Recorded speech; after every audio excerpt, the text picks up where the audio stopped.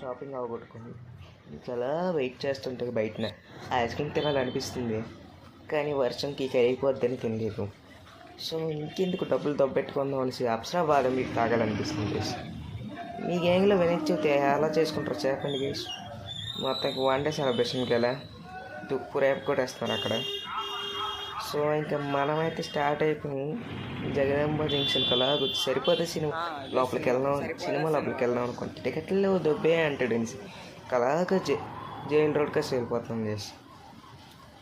So మొత్తానికి అప్సరాబాద్ మీకు అయితే ఎప్పుడు తాగలేదు. బస్ నుంచి అలా చూసినప్పటికీ అలాగా ఉంటుంది, తాగలేని వీడియోస్లో కూడా చూసా, కానీ ఇప్పుడే వచ్చేసాం. అవ్వండి లెఫ్ట్లోనే ఉంది, కాటేసుకోవాబాయ్ అప్సరాబాదం.